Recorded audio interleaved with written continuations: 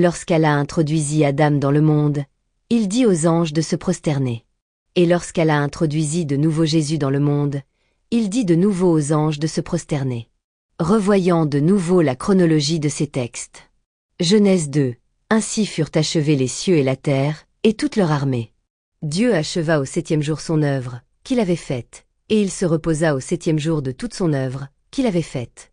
Dieu bénit le 7e jour, et il le sanctifia, parce qu'en ce jour il se reposa de toute son œuvre qu'il avait créée en la faisant. Voici les origines des cieux et de la terre, quand ils furent créés. Lorsque l'Éternel Dieu fit une terre et des cieux, aucun arbuste des champs n'était encore sur la terre, et aucune herbe des champs ne germait encore, car l'Éternel Dieu n'avait pas fait pleuvoir sur la terre, et il n'y avait point d'homme pour cultiver le sol. Mais une vapeur s'éleva de la terre, et arrosa toute la surface du sol. L'Éternel Dieu forma l'homme de la poussière de la terre, il souffla dans ses narines un souffle de vie, et l'homme devint un être vivant.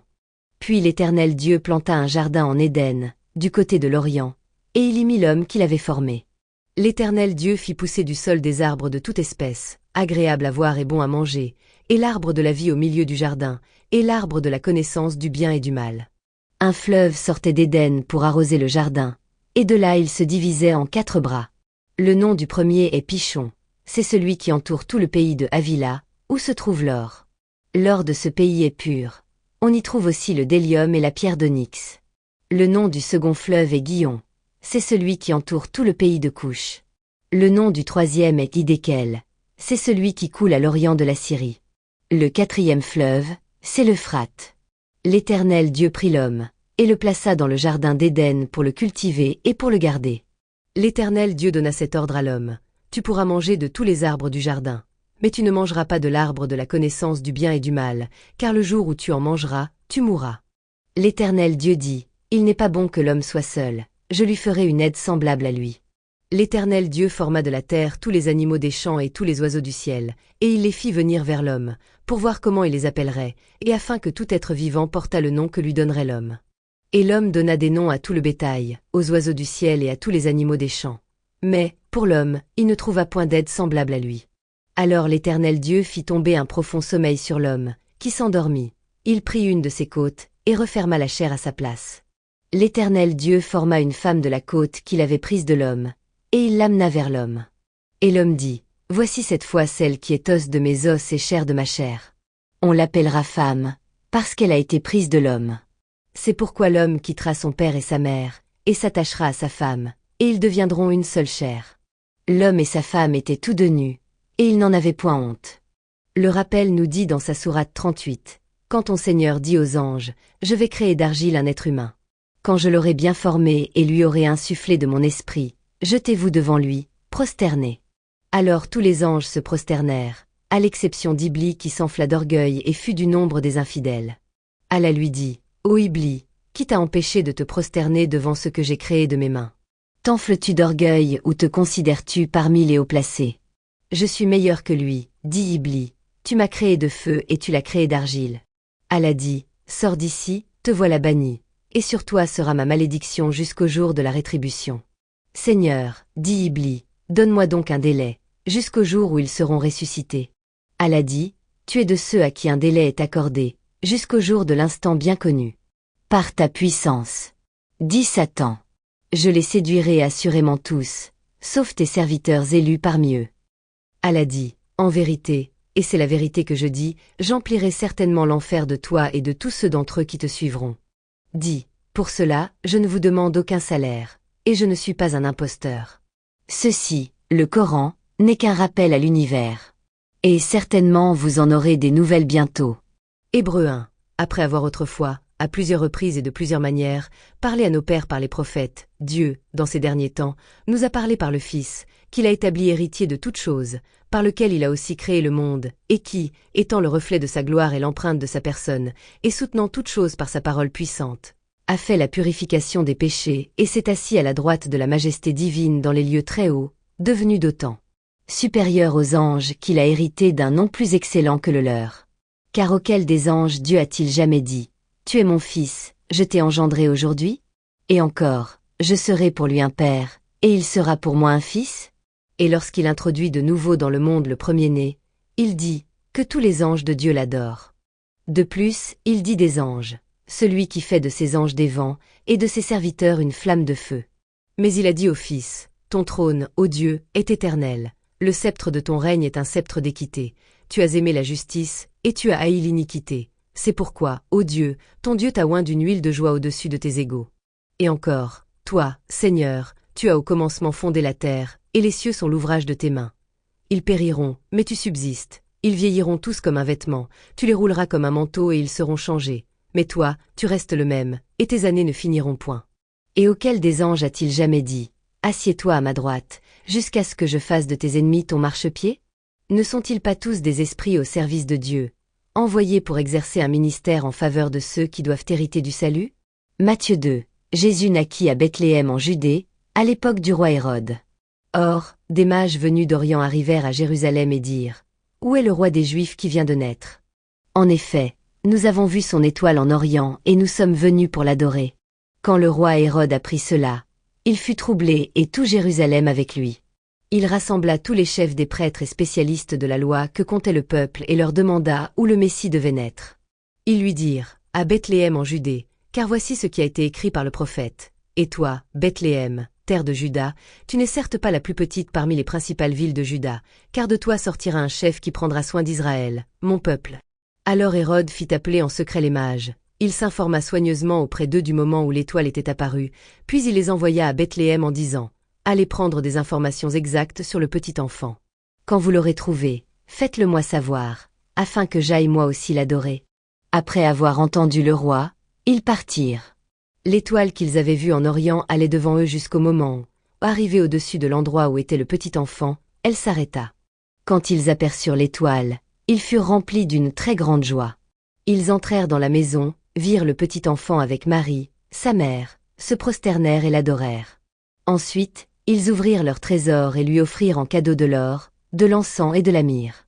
Puis, avertis dans un rêve de ne pas retourner vers Hérode, ils regagnèrent leur pays par un autre chemin. Lorsqu'ils furent partis, un ange du Seigneur apparut dans un rêve à Joseph et dit, « Lève-toi, prends le petit enfant et sa mère, fuis en Égypte et reste Y jusqu'à ce que je te parle, car Hérode va rechercher le petit enfant pour le faire mourir. » Joseph se leva, prit de nuit le petit enfant et sa mère et se retira en Égypte. Il y resta jusqu'à la mort d'Hérode, afin que s'accomplisse ce que le Seigneur avait annoncé par le prophète. « J'ai appelé mon fils à sortir d'Égypte. » Quand Hérode vit que les mages l'avaient trompé, il se mit dans une grande colère, et il envoya tuer tous les enfants de 2 ans et au-dessous qui étaient à Bethléem et dans tout son territoire, selon la date qu'il s'était fait préciser par les mages. Alors s'accomplit ce que le prophète Jérémie avait annoncé. On a entendu des cris à Rama, des pleurs et de grandes lamentations. C'est Rachel qui pleure ses enfants et n'a pas voulu être consolée, parce qu'ils ne sont plus là. Après la mort d'Hérode, un ange du Seigneur apparut dans un rêve à Joseph, en Égypte, et dit, « Lève-toi, prends le petit enfant et sa mère et va dans le pays d'Israël, car ceux qui en voulaient à la vie du petit enfant sont morts. » Joseph se leva, prit le petit enfant et sa mère et alla dans le pays d'Israël. Cependant, quand il apprit qu'Archélaü régnait sur la Judée à la place de son père Hérode, il eut peur de s'y rendre. Averti dans un rêve, il se retira dans le territoire de la Galilée et vint habiter dans une ville appelée Nazareth, afin que s'accomplisse ce que les prophètes avaient annoncé. Il sera appelé Nazaréen. Louons le Seigneur tous en cœur, comme les rois mages, en Galilée, suivaient des yeux l'étoile du berger. Je te suivrai, où tu iras j'irai. Fidèle comme une ombre jusqu'à destination. Comme les rois mages, en Galilée, suivaient des yeux l'étoile du berger. Comme Christophe Colomb et ses 3 caravelles, on suivit le soleil avec obstination. Plaise au ciel, que j'ouvre mes fenêtres le matin, au bord d'un étang bleu. Plaise au ciel, que rien ne nous arrête dans ce monde aventureux. Comme les rois mages, en Galilée, suivaient confiant l'étoile du berger. Mon Amérique, ma lumière biblique, ma vérité cosmique, c'est de vivre avec toi. Plaise au ciel, que s'ouvrent les nuages. L'éclaircie dévoile le chemin. Plaise au ciel, qu'au terme du voyage son triomphe soit le mien. Si Jésus est le premier des prophètes, c'est-à-dire Adam, il est également le dernier des prophètes, c'est-à-dire lui-même Jésus-Christ. Et être le premier et le dernier, c'est aussi être tout ce qui se trouve entre les deux. Il est tous les prophètes et l'accomplissement de tous les prophètes. Sa finalité, son but et sa destinée. La Bible est pour cela le reflet de Jésus. La Bible est la bibliographie de Jésus-Christ vue par Jésus-Christ lui-même. Non pas que les prophètes aient réellement vécu, mais ils sont le récit du Christ. La déviation du Christ, les chemins du Christ, la vie du Christ, la vérité du Christ, le parcours du Christ jusqu'à l'avènement, et l'établissement du Christ parfait. La Bible est l'autobiographie du Christ vue par les prophètes et par lui, le Christ, lui-même. Avant Abraham je fus, et après Abraham, je fus encore. Jean 8, les Juifs lui dirent, tu n'as pas encore 50 ans, et tu as vu Abraham. Jésus leur dit, en vérité, je vous le dis, avant qu'Abraham fût, je suis. Là-dessus, ils prirent des pierres pour les jeter contre lui. Mais Jésus se cacha, et il sortit du temple. La Bible est le récit du Christ par ses prophètes, et il, Jésus, est lui-même tous ses prophètes. Le Christ est écrit, voici la signification du Christ en phonétique. En vérité je suis les écrits, l'écriture écrite du Christ, je suis écrit.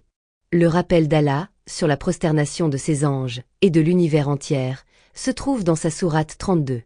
Et elle va comme suit, la révélation du livre, nul doute là-dessus, émane du Seigneur de l'univers. Diront-ils qu'il, Muhammad, l'a inventé?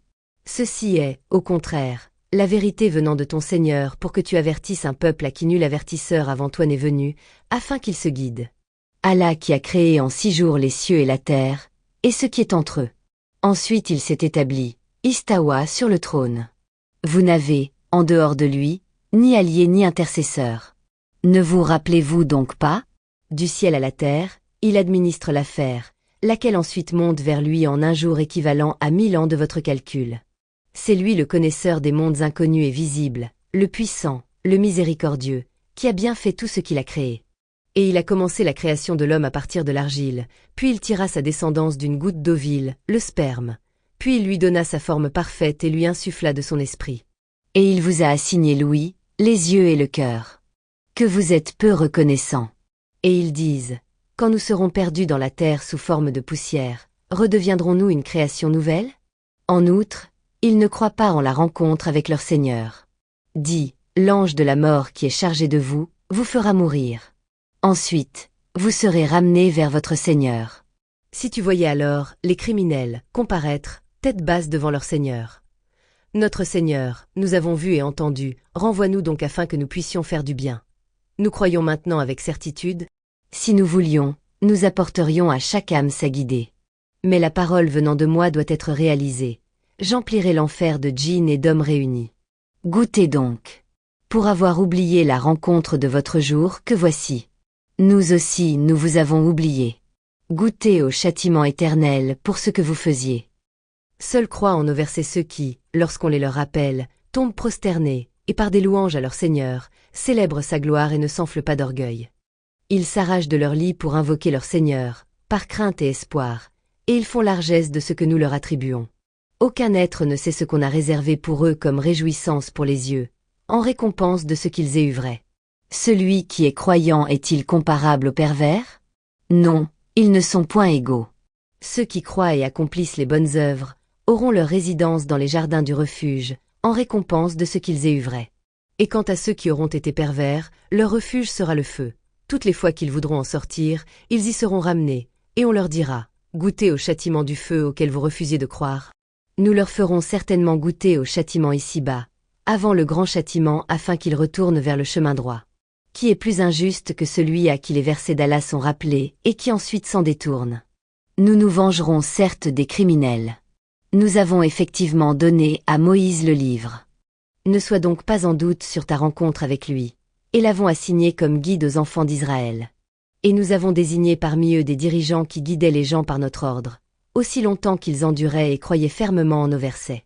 Ton Seigneur, c'est lui qui décidera entre eux, au jour de la résurrection, de ce sur quoi ils divergeaient.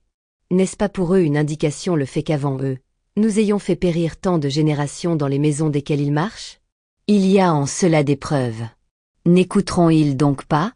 N'ont-ils pas vu que nous poussons l'eau vers un sol aride, qu'ensuite nous en faisons sortir une culture que consomment leurs bestiaux et eux-mêmes? Ne voient-ils donc pas? Et ils disent, à quand cette victoire, si vous êtes véridique? Dis, le jour de la victoire, il sera inutile aux infidèles de croire. Et aucun délai ne leur sera donné. Éloignez-toi d'eux et attends. Eux aussi demeurent dans l'attente. Le Coran est certes explicite contre les nations des gentils. D'où la mécréance des gentils? Non. Mais vous saurez bientôt. Encore une fois, vous saurez bientôt. Ayez foi en Allah et suivez le Christ.